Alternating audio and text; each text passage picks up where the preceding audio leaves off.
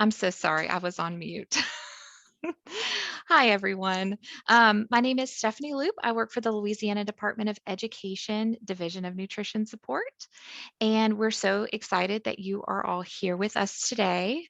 Um, Today, we're really excited to have No Kid Hungry with us. They're going to do a presentation and then we're going to get started into professional standards and wellness after they present. And we're excited to have them because this is a topic and we know that um, it's really important and it's critical for all of you right now. We're going to be talking a little bit about supply chain issues and what you're all facing and struggling with. So I'm going to turn this over to Kelly McDonough and she is going to take it from there. Awesome. Thank you so much. Good afternoon, everybody. Thank you for joining us today. And thank you so much for the team at DOE for welcoming us to share in today's agenda. My name is Kelly McDonough, and I'm a senior program manager working on our No Kid Hungry campaign. I actually work at the national level, supporting our work in a number of different states, including our work in Louisiana. And I actually live here in Louisiana. So local to you all, been doing this work both locally and nationally. And if you can go ahead and move to the next slide, please. I do want to go ahead and get started by giving a shout out to our team here. So for those of you that were on the call last Tuesday, you had an opportunity to hear from our senior program manager of No Kid Hungry Louisiana, Ariane Bryant. And we are here under the great strong leadership of Rhonda Jackson. If you have not had the opportunity to work with either of these ladies, I highly encourage you to reach out. They can be a great resource to you in the programs that you're operating. I see that our font has gotten a little weird in the changing of files, but hopefully you can go ahead and copy those email addresses, no problem, when you receive the slide deck. Also, just like a quick housekeeping note as we move on, we've kindly asked that the chat function be turned on for everyone. So if at any point you have questions for us as we go through today's session, or as we get into the details of the supply chain issues, if there's anything you want to share about what you're experiencing, please go ahead. We would love this to be an engaging opportunity for everyone involved. Next slide, please. And here today, just wanted to share with you all some of the resources that we have available. We as a team continue to keep up with resource development as quickly as we can possibly do. We do this by keeping a close ear out for what's happening on the ground level, staying in touch with program operators to really find out what the current needs are and how we can help. So given today's conversation, I wanted to share a couple of our supply chain resources with you. We have a resource that highlights a variety of tips for navigating supply chain issues. So how you can both proactively and reactively address those issues.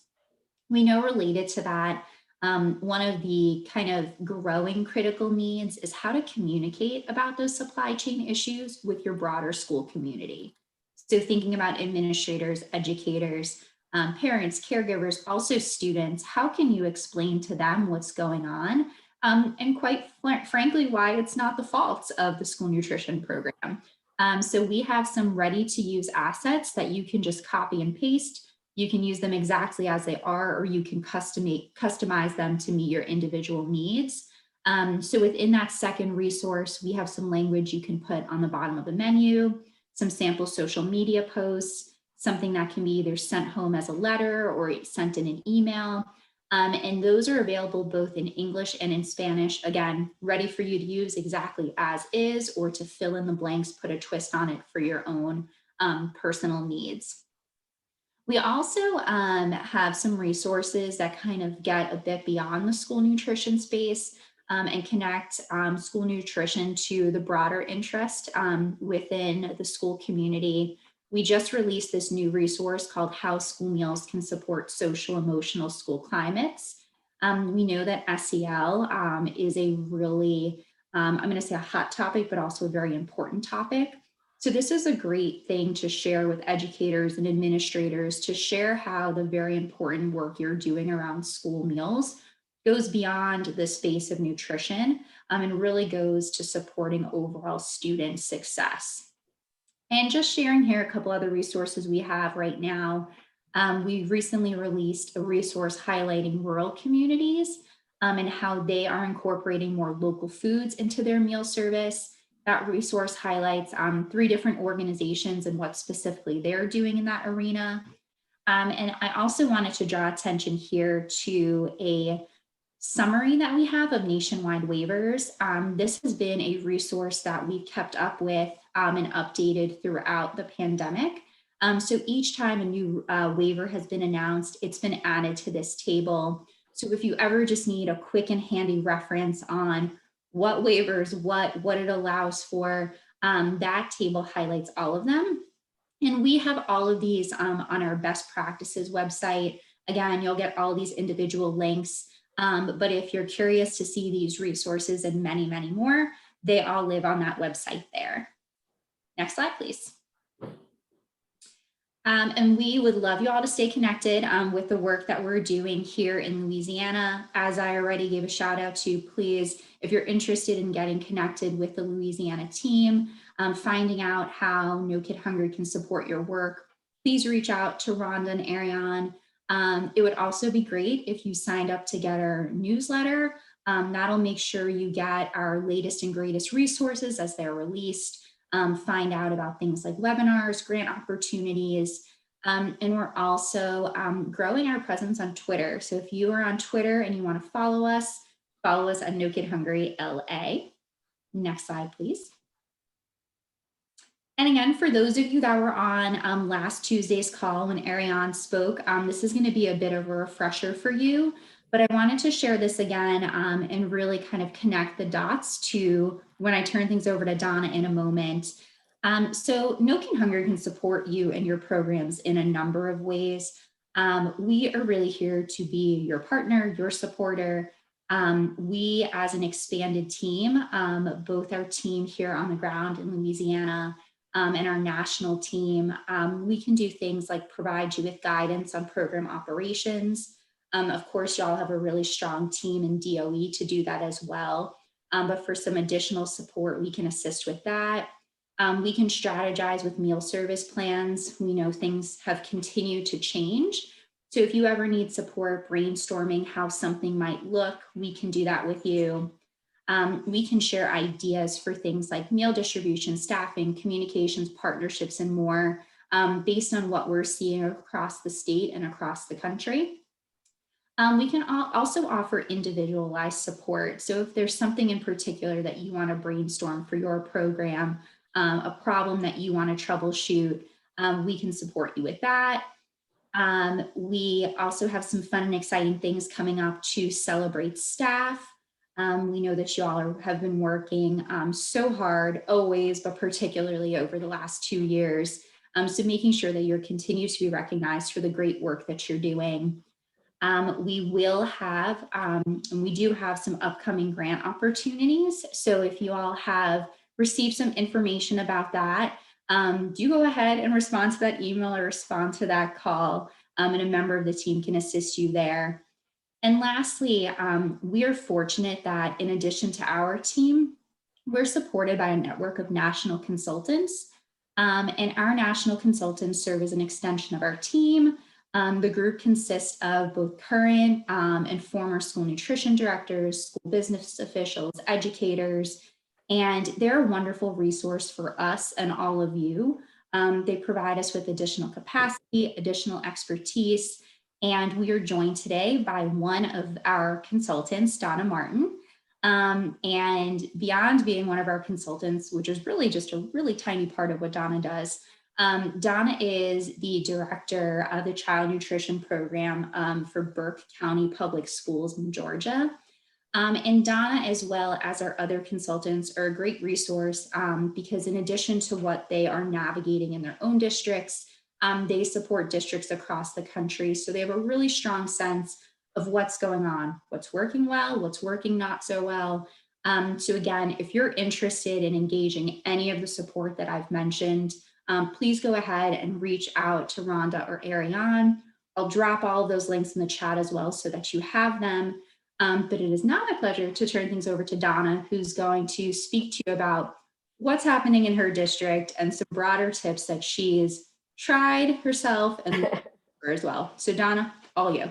Okay, great. Thank you, Kelly. And thank you, Louisiana. I love Louisiana. So let me just first tell you that I feel your pain. I'm dealing with these supply chain issues every single day. Everybody in the country is dealing with them. So if there's any kind of better feeling that we're all in this boat together, that should give you some comfort. I think it's great that USDA has recognized that. Most of y'all may have gotten the survey yesterday that is asking us to tell them what our supply chain issues are, how long we're expecting them to continue and things like that. So I think that we're all in this together, and hopefully I can give you some great tips today, or at least one or two tips that will help you. So let's go to the next slide, please. So I appreciate USDA giving us those waivers so that if we do have to go out of the box and buy things off of contract and things like that, we are able to do that, which we were not able to do that in the past. But I want to start with the first issue that I think most all of us are having the most, and that is paper shortages. And the whole world is using styrofoam and paper products, from restaurants and grocery stores and everybody. And so there is certainly a shortage there. So one of the tips that I have that I think is the best tip for you is that you need to let your principals and your teachers know that you're having a shortage. And so when I went to my principals and told them that I wanted to get those kids back into the lunchroom so that they could get back on my regular trays, about half of my teachers agreed to come back to the lunchroom. So I think that already has eased our pain a little bit. So if you let them know that, I think that is very helpful. So just make sure that they know what you're dealing with, and that would be very, very helpful. The other thing that we did was we contacted other paper companies that we don't typically get supplies from, and we let them know what we were looking for, mostly 3-compartment trays, 5-ounce bowls, things like that. And a bunch of them said, oh, I have those things. I can get them for you. I talked to my maintenance director and he said, oh, I have some supply companies that might be able to get them for you. And sure enough, he came up with 50 cases of paper plates and things like that. So I think talk to anybody and everybody, people that may have bid on you that you didn't actually give a bid to, talk to them and see if they're able to provide products for you. Also, stockpile when you can. If somebody calls and says, or you talk to them and they say, well, I want 50 cases, and they say, well, I have 100 in the warehouse, tell them you'll take all 100. We're using our dish rooms pretty much just to hold all our paper products, since we're not using our dish rooms as much. But if you can get extra things when you can buy them. And just talk to people and tell them if they have something that comes in and they can bring you extra, that you want extra. Make sure you tell them you don't care about the price. They're all freaking out. Well, they're too expensive and you're not going to be able to afford them.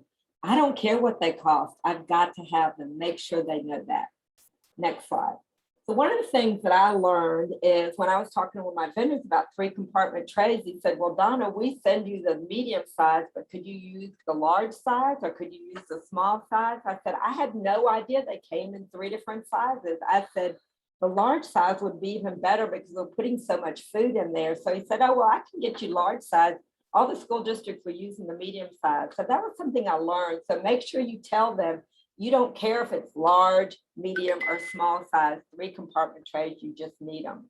Some school districts are actually cutting the trays in half when they get so desperate. They're cutting them in half and wrapping them. That's the trick. The other thing is, I talked to one of my vendors and he said, well, how about, would you be willing to use the black trays? I said, the black trays? And he said, yeah, we use those in restaurants and they're more expensive. I said, I would love the black trays. Maybe my kids would be really excited thinking they went to a restaurant when they got the black trays. So that is fine. Also, the no compartment trays. So those aren't really great when you're serving spaghetti and things like that, but you can make them work on the days. So if you want just a no compartment tray, tell them you're willing to do that. And then also, we have actually had to sometimes take the 5-compartment flat trays that we normally do when our dish machine's not working, put the food on that and wrap it up. And that is okay. And if you absolutely cannot get anything, guys, then take your regular trays, wrap them up, send them down to the classroom. And when you come back, you'll run them through the dish machine. So the styrofoam bowls has been a big issue for us because we're using 1 million of those every single day. So again, they told me they had black ones. I said, I'll take black ones. They might look really, really pretty. The other thing is one of my managers came up with, I think, the best hack. She started using plastic bags, the little baggies. So when we do apples and oranges and even carrots and salad, she's putting it in the bags instead of the bowls. So that's saving all our bowls. And it really looks kind of cool. And it really makes more room in the 5 and 3 compartment tray when you put the little bags in there than the bowls. So I thought that was a great hack. We also got sport kicks with knives in them. And my principal at the elementary school called and I said, oh, I'm so, so sorry. But he was really understanding about it. And the teachers took the knives out. So we've actually, when we're struggling to get sport kits, we've actually been buying separate forks and separate napkins. I'm just not complaining about how many napkins the kids take and the teachers take. Right now, I just want to make sure we make it through this. Next slide. So grocery orders, I know you're like everybody else, but substitutes, and it's causing all kinds of problems. But one of the things we've been doing, and we are lucky that we have storage spaces, we're ordering instead of 1 week out, we're ordering 2 weeks out. That way, if something doesn't come in, we have 1 more week to either get another substitution or find it from another vendor. So if you have the capabilities of ordering 2 weeks out, I think that's a great tip. The other thing is we're going local. We're going to Sam's Clubs and we're going to Costco and we're buying pizza and we're buying lunch, all kinds of the peanut butter and jelly Uncrustables. We were out of sugar. We were out of yogurt. You can get a lot of products at those kind of places. Also Walmart. Every town in the country has Walmart. They have lots of Walmart. So I go from Walmart to Walmart to Walmart buying bread and hot dog buns and hamburger buns and yogurt or whatever it is that I need. And that has been working. A lot of people are working with local grocery stores. They'll call them up and say, look, I'm looking for bread. I'm looking for tortillas. I'm looking for this. Can you help me out? And a lot of times they're really willing to order the stuff in, get you a steady supply, and they really do like working with you. So work with your local grocery stores. I've also reached out to my farmers and said, okay, guys, do you have anything extra? Anything that you're growing, fruits and vegetables, I will take. And they are happy to get rid of those kinds of things or to give it to us. So go back to your farmers, even if you weren't getting collars or getting something from them, ask them what they have and what they can supply. Going straight to the manufacturer is not a bad idea, especially if you have a storage space. So we go to the manufacturer and we get pallets of like applesauce cups and things that we haven't been able to get from our vendor. And they will just drop ship it to you. It's cheaper and you can get a volume of it. So we're trying to keep in our warehouse or in our extra storage room backup products when things don't come in. So we're trying to keep backup of trays and pizza and things like that, that in case we do run short, we always have something to feed the kids. I think if you can't get canned vegetables, go and get to your produce person. And we have not had any trouble getting produce. So I think if you're looking for canned green beans and you can't get them, tell your produce vendor to get you fresh green beans. And so if you can't get frozen or canned, go with fresh. And then the other thing is a lot of people are doing, I haven't had to do this yet, but they're going to Domino's and Subway and other pizza places. And they're saying, we're short on these days. Can you help us out 1 day a week or 2 days a week? And I don't think that's a bad plan. Next slide. So one of the things is everybody's having staffing issues. And a lot of people, it's really more of a problem because a lot of people are going from convenience food to doing more scratch cooking. They can't get regular pizza, so they're making their own pizza, but we know that takes so much longer. So this is my tips on staffing. We use our bus drivers and our bus monitors because they get off at 8 o'clock and they don't have to be back on the bus till 2 o'clock. They're already on payroll. They're looking for extra pay because they're so lowly paid. So that is a great resource. I called up my retired school nutrition employees and I upped their pay. And so a lot of them are coming back, working a couple days a week for me, and they're glad because their retirement is terrible anyway. So they're really glad to come back and work for me.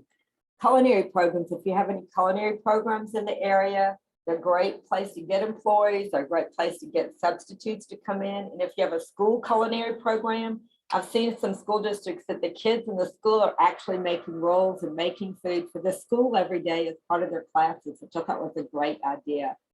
Temp agencies can supply temporary workers for you. Now, they're not going to be able to make lasagna and spaghetti, but they can come in and put out breakfast and serve on the line and do a lot of basic skills. If you have substitute teachers on payroll already, they can come in and sub for you too. And then we use a lot of high school students that are in our work study program. They cashier for us, they pan up pizza, they get breakfast ready the next day, they serve on the lines, they're wonderful. Parents are also a great resource because they love the school hours and they love the school holidays. So reach out to your parents to see if any of them are looking for jobs. Talk with social media, Twitter, Facebook, Instagram, whatever you use in your district. Put an ad in the newspaper. Send a flyer home. Send a flyer home to all the kids telling the parents and that you're looking for employees, what your great benefits are, the working schedule, to get health insurance, retirement, things like that are a great way to recruit people. And the last thing is to do a job fair in your district and get with your human resources department and ask if they would set up a job fair for everybody, because we're always looking for bus drivers. I'm sure you're looking for bus drivers and substitute teachers and things like that. So do a job fair, and that's a great way to get employees. So I hope that's given you at least a few tips that you can use, and I'll be glad to answer any questions that y'all have.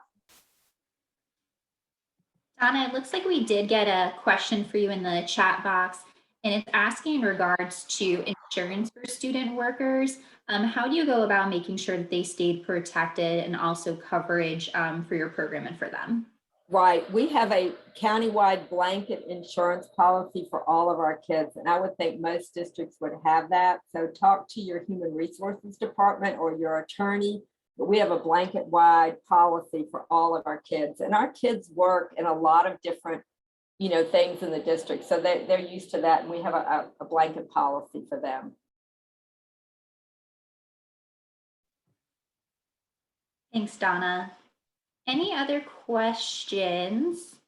Somebody was asking about why do we wrap our trays. The reason we wrap our trays is they're going down the hall. So a lot of our teachers are still wanting to eat in the classroom. They're still nervous about exposing the kids to other kids. So our trays are going down the hall. And so we don't want open trays going down the hall with food and making a mess. So that's why we wrap our trays. Great, thank you, Donna. Any other questions for Donna while we're here with you all today? Does anybody else have a tip they want to share? We always welcome tips.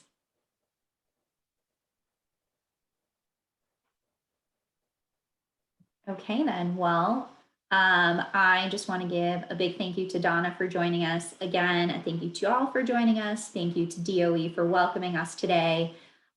Between what I put in the chat box and also the slide deck, definitely encourage you to take a look at those resources that we have, both those that are available on the ongoing supply chain disruptions as well as others. And if you've never been to our Center for Best Practices website, please make a visit there and you will find those resources and many more.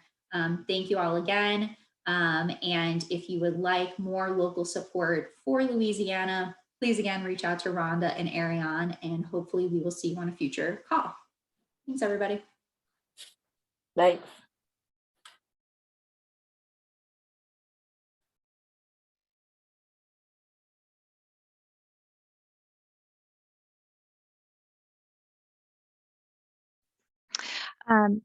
Donna and Kelly, thank you so much for being here today. Thank you to No Kid Hungry for that great information.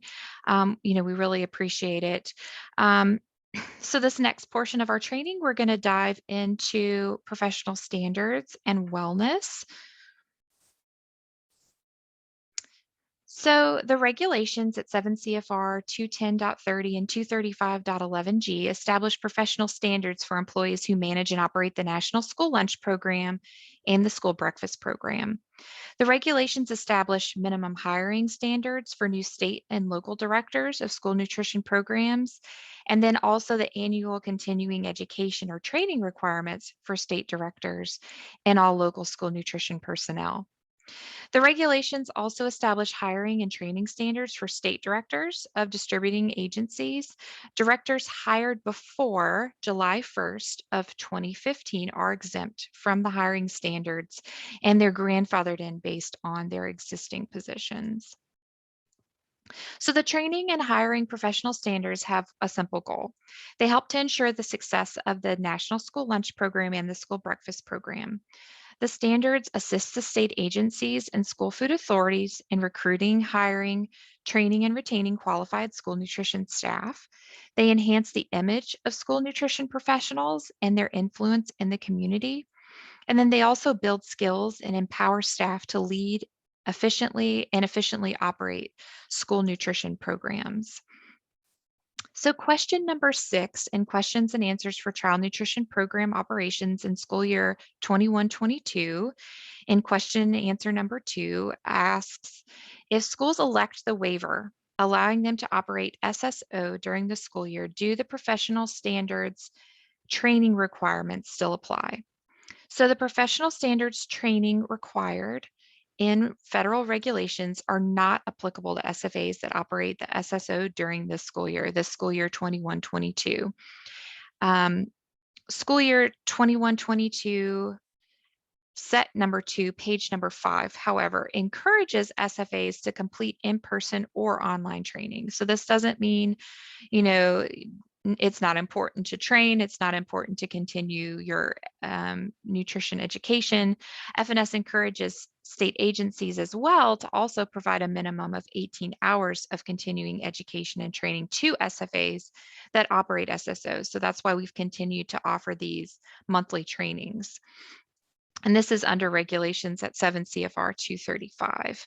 But please note that the professional standards hiring requirements are still applicable during SSO. So throughout the rest of this presentation, we will discuss the 2 categories of requirements for professional standards in child nutrition programs. First, they include the minimum hiring requirements, and then second, they include the continuing education requirements. So let's talk about hiring requirements first.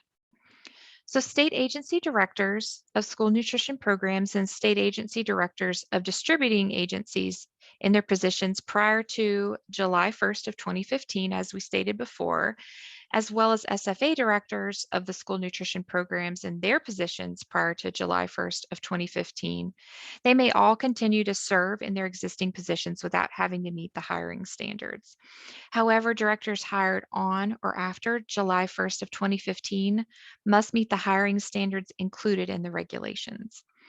Directors hired on or after April 30th of 2019 may use the flexibilities provided by the hiring flexibility under professional standards rule. So depending on a candidate's qualifications, the hiring standards for CNP directors require a degree or equivalent educational experience with an academic major or concentration in food and nutrition, food service management, dietetics, family and consumer sciences, nutrition education, culinary arts, business, or a related field. And a related field refers to other college majors that would provide an applicant specific knowledge and skills that are relevant for a school nutrition program director. So possible majors would include, but aren't limited to, food science, community nutrition and marketing, hospitality management, things of those nature. Note that colleges and universities sometimes use different names for similar majors. So for example, a major may be called food service management at one university and then hospitality management at another university. The purpose of the hiring standards, for the purpose of hiring standards, the term equivalent educational experience refers to college credits completed by an individual who does not possess a bachelor's or an associate's degree.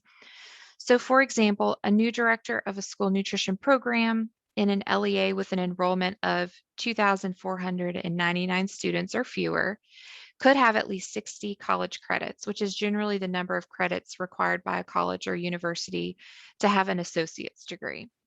In another example, a new director in an LEA with an enrollment of 10,000 students or more could have at least 120 credits, college credits, which is generally the number of credits required for a bachelor's degree. An SFA is responsible to keep the documents, such as college records, that show that the equivalent educational experience supports the hiring decision. And the state agency has the flexibility to determine if other substantial education, such as an extensive training program in school nutrition topics from a professional association with credentialing and certification programs, would qualify as equivalent educational experience.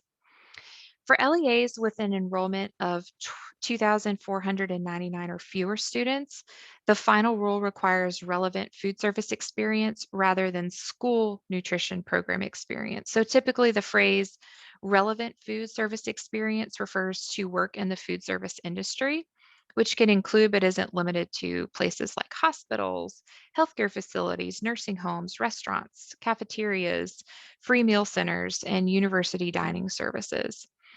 Examples of skills employees would obtain in the food service industry include food handling and preparation, food ordering, nutrition education, financial management, and customer service.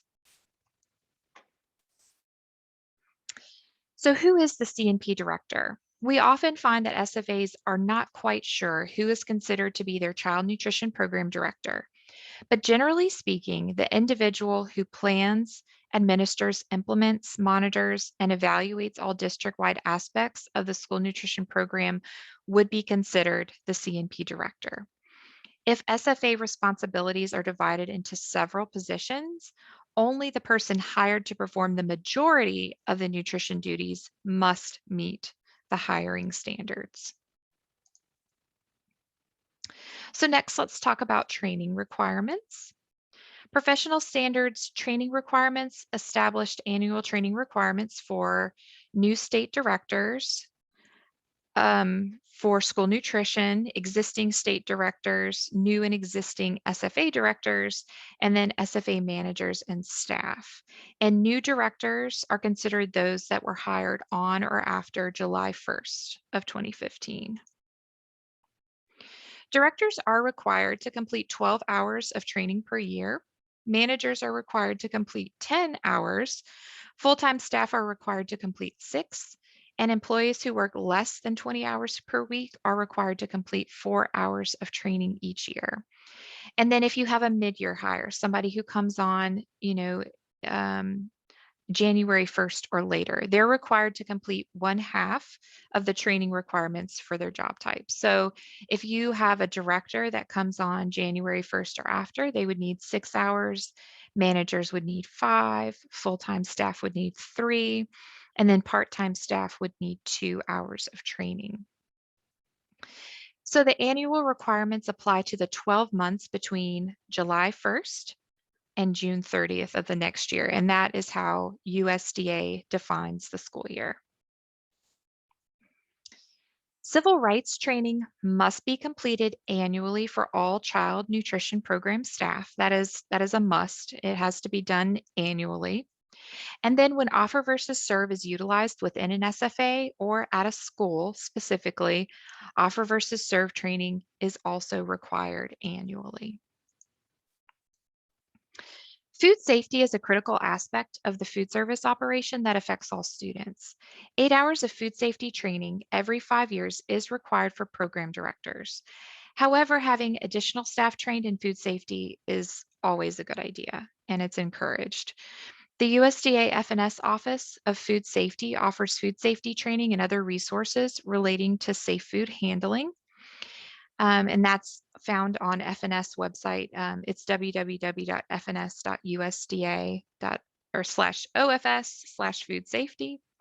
And then ServeSafe and the Institute of Child Nutrition's Food Safety in Schools.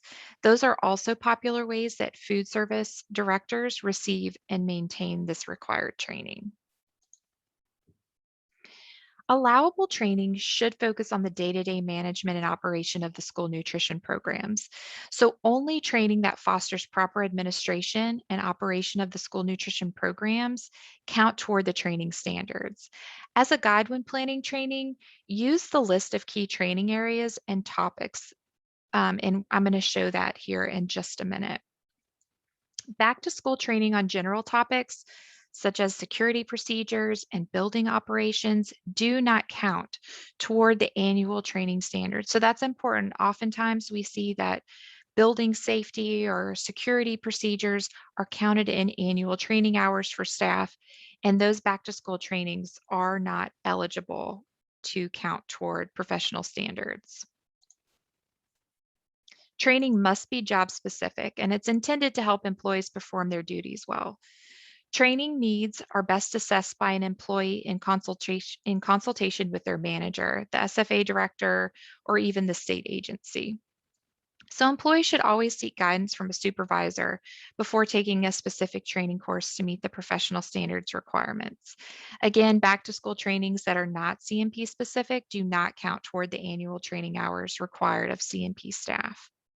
The school nutrition program director determines the training standards for the employees based on their job duties in the school nutrition program, and this is regardless of the funds used to support a specific position. So what that means is if a person is paid with non-federal funds, they're paid through the school's funding source, even if they're not paid with child nutrition funds, if their job duties are related to the school nutrition program, they must have these hours completed. The definitions and regulation for a school nutrition program director, manager, and staff don't specify that those positions must be fully or partially supported by school food service funds. Generally, employee training is also an allowable use of an SFA's school food service funds. However, food service funds or state administrative expense funds must not be used to pay for the cost of college credits incurred by an individual to meet the hiring standards. State agencies and SFAs are encouraged to access the free or low-cost training resources that are found at professionalstandards.fns.usda.gov. The professional standards vary by 3 job categories. We have directors, managers, and staff. Program staff would generally include individuals like cooks, cashiers, and others who are involved in the preparation and service of school meals.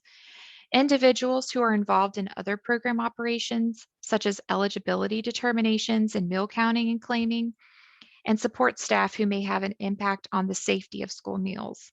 However, a person who provides support to, but is not specifically involved in the operation of the school nutrition program, such as the cleaning custodian, is not required to meet the training standards, even if they are paid using nonprofit school food service account funds. The program director or manager must examine the job duties of program staff to determine what job-specific training they need to perform their jobs effectively and in compliance with program regulations.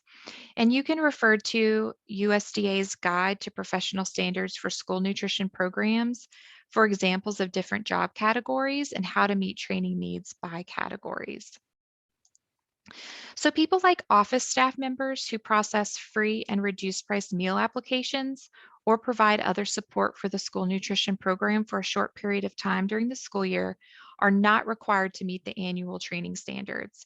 However, these individuals should receive adequate training specific to the tasks they will perform.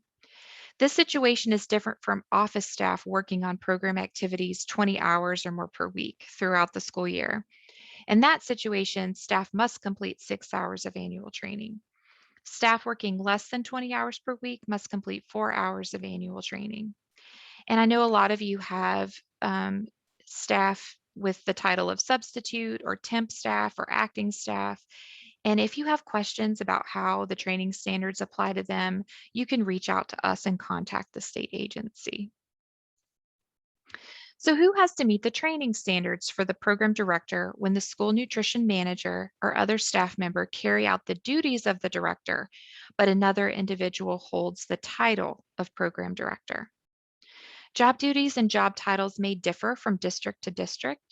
If the school nutrition program director duties are performed by the program manager, then both the director and the manager would be responsible for meeting the training standards for the program directors. SFA should discuss unique situations with the state agency to determine the appropriate course of action.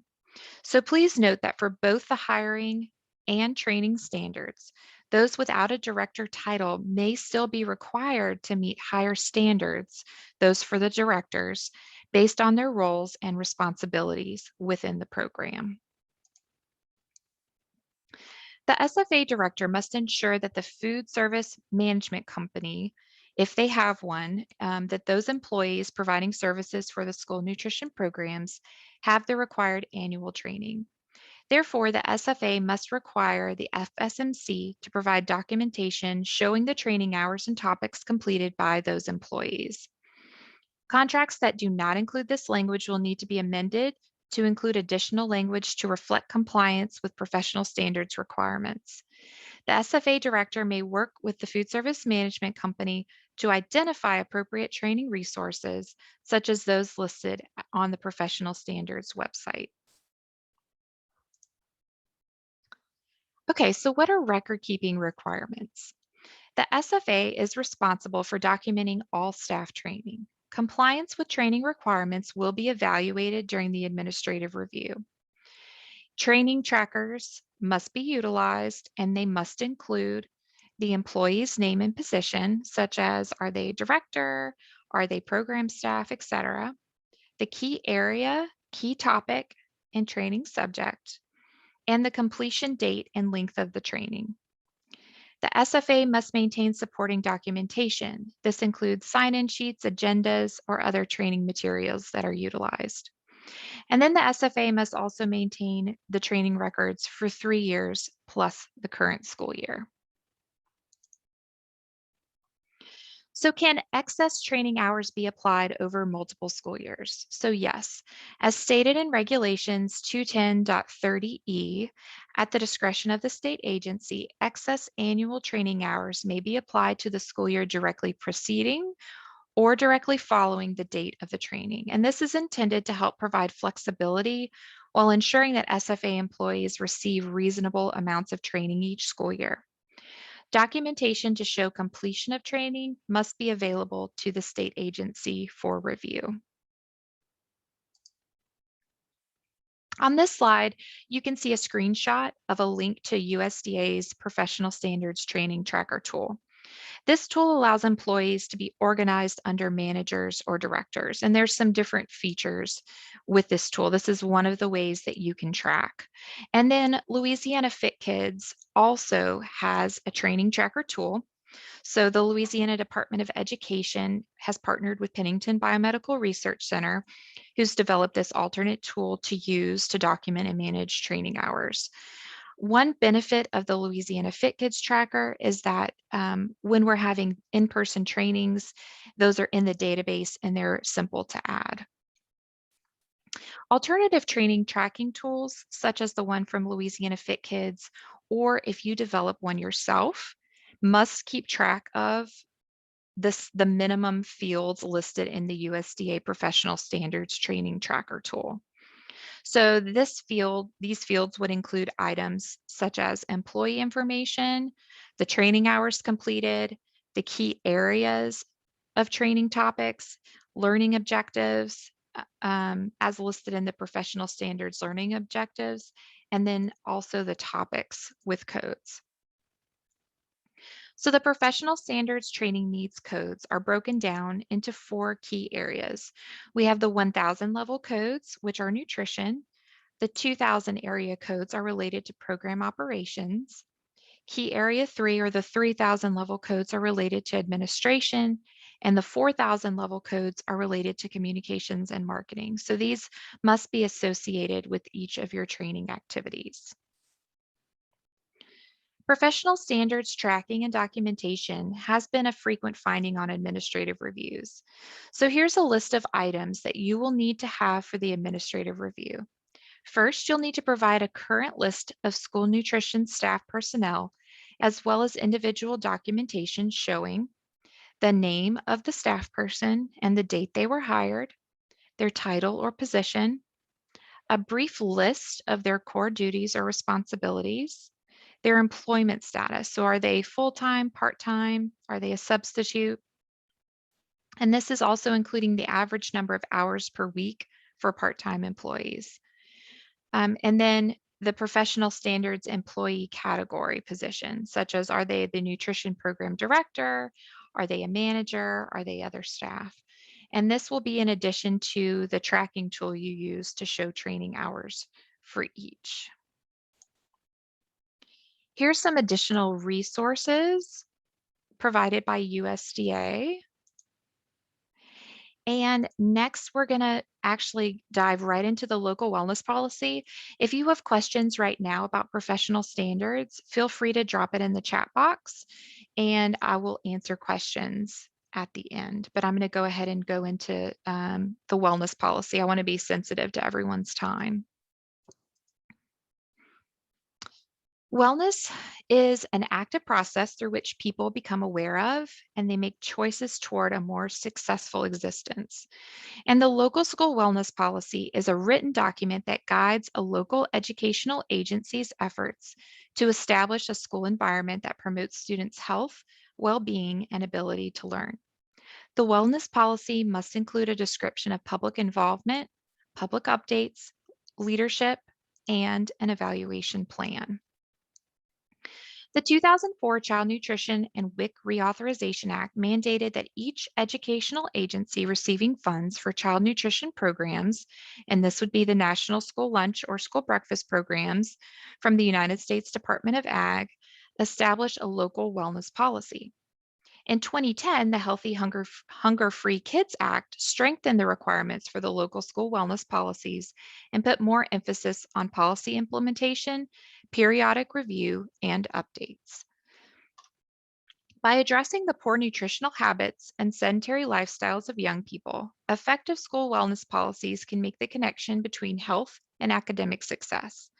School wellness policies promote academic success in the classroom by helping children become fit, healthy, and ready to learn.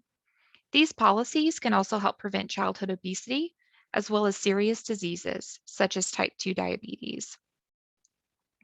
After USDA finalized regulations in July of 2016, LEAs were required to develop a revised local wellness policy. Then, in June of 2017, LEAs were required to be in compliance with the requirements of the final rule. Each educational agency's wellness policy must meet the following minimum requirements. The wellness policy must include goals for nutrition education, physical activity, and other school-based activities that are designed to promote student wellness. They must include nutrition guidelines for all foods available during the school day, with the goals of promoting student health and reducing childhood obesity. Number 3, they must provide assurances that guidelines for reimbursable school meals are not less restrictive than the regulations issued by USDA.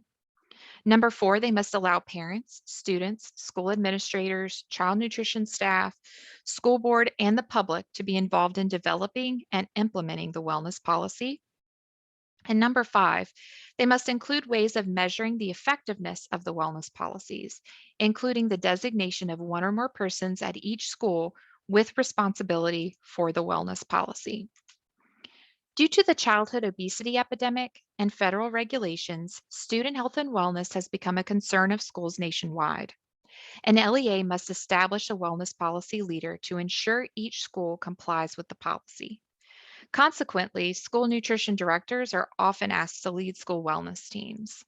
As a school wellness team leader, you have a very important role in fostering an environment that is conducive to student health.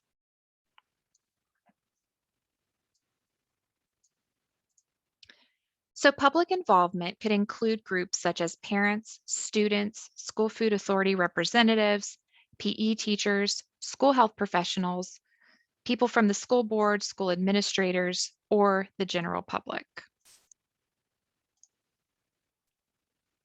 The wellness policy must include specific and measurable goals for nutrition promotion, nutrition education, physical activity, and other school-based activities that promote wellness.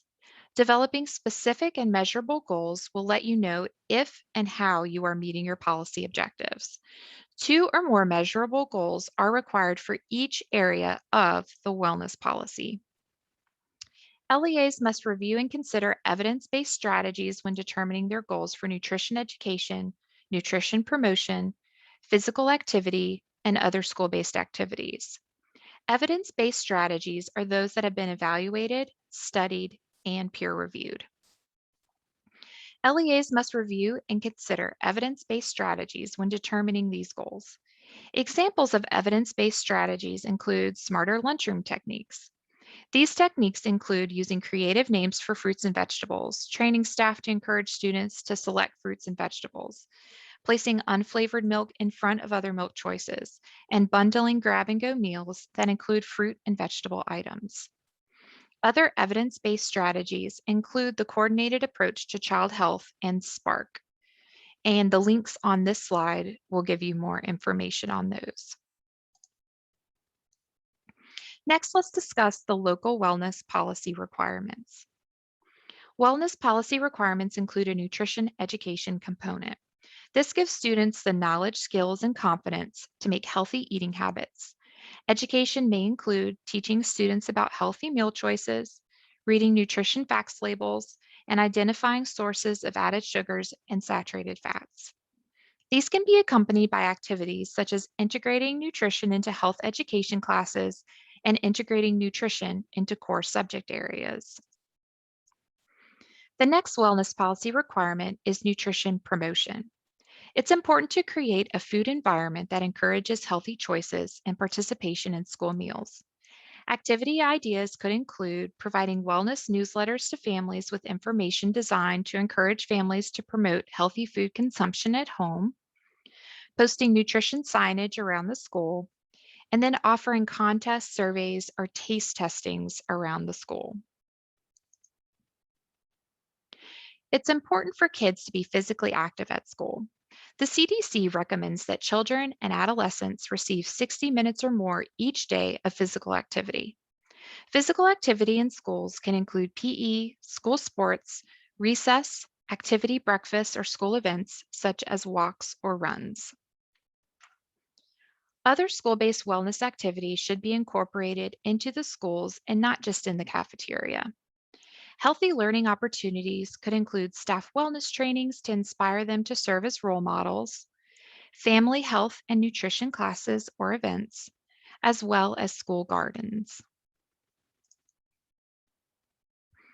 The wellness policy must also include standards and nutrition guidelines for all foods and beverages sold to students on the school campus during the school day for both school meals and snacks. The term school campus means any location on the school campus that are accessible to students, and the term school day means the midnight before to 30 minutes after the end of the school day. The wellness policy must include standards for all foods and beverages provided but not sold to students during the school day. So these are items such as items given during birthday parties or classroom parties. So these are provided but not sold. Decisions on this policy should be made at the local level. The wellness policy must include a district's policy for food and beverages marketing on the school campus during the school day. Only food and beverage items that meet Smart Snack standards may be advertised. Marketing includes oral, written, or graphic statements made for the purpose of promoting the sale of a food or beverage product. So examples include posters, flyers, vending machines, beverages, beverage cups, coolers, or trash cans. The wellness policy does not dictate food and beverages that can be marketed after the end of the school day, such as sporting events. LEAs must conduct an assessment of the local wellness policy at least once every 3 years, and the result of the assessment should be made public. The first triennial assessment was due on June 30th of 2020. The assessment needed to include the extent to which schools were in compliance with the local wellness policy and a description of the progress made in attaining the goals to the wellness policy. In Child Nutrition Response number 98, the nationwide waiver of local school wellness policy triennial assessments in the National School Lunch and School Breakfast programs came out earlier this year. If SFAs opted into this waiver based on the public health emergency, it provided a new triennial wellness assessment deadline of June 30th of 2022. If you're unsure if you opted into this waiver, please check with the state agency. LEAs must also update or modify the local school wellness policy as appropriate. The LEA must make the wellness policy and any updates to the policy available to the public each year. The LEA must also make the triennial assessment results and progress toward meeting goals outlined in the policy available to the public. Best practice is to share via the school's website, social media, newsletter, and by providing copies at back-to-school events. Wellness policy documentation must be maintained for 3 years plus the current year. This documentation includes the written local wellness policy, the documentation demonstrating compliance with community involvement, documentation of the triennial assessment, and documentation that demonstrates compliance with public notification. The LEA should have the following records available during an administrative review. Number 1, a copy of the district's current wellness policy. And please note that this is not waived by the waiver. This isn't waived by the waiver that we previously mentioned. Having a wellness policy is still required. Number 2, documentation of the district's distribution of the policy and the assessments to the public. Number 3, the most recent triennial assessment. Number 4, documentation of policy review and updates, including who was involved and how the public was notified of their option for involvement. Here's a list of wellness resources that are available, and they'll be available in the slide deck that we publish on Louisiana Fit Kids. And now we will take time for questions. We have about 3 minutes left. So if you have any questions, you can drop them into the chat box. Okay, so the first question that I have in is, do wellness requirements still apply for SFAs that are operating SSO this year? And the answer is yes. So if you've opted into the waiver, you do not have to complete a triennial assessment until June of 2022. But the wellness requirements do still apply as they are part of the National School Lunch and Breakfast Program. Are there any other questions?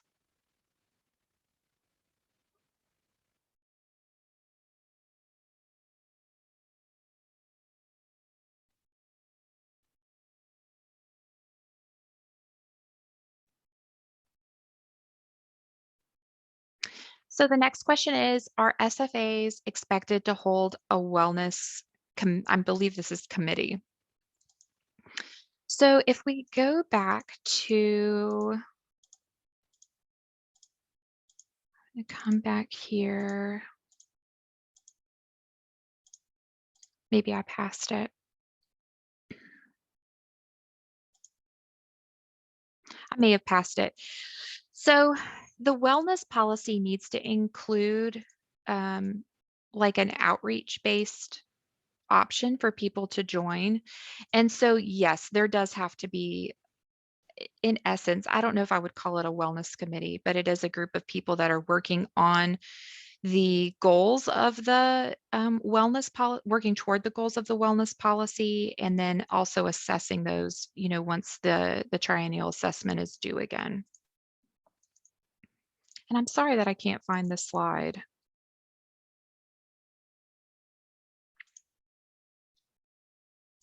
Any other questions?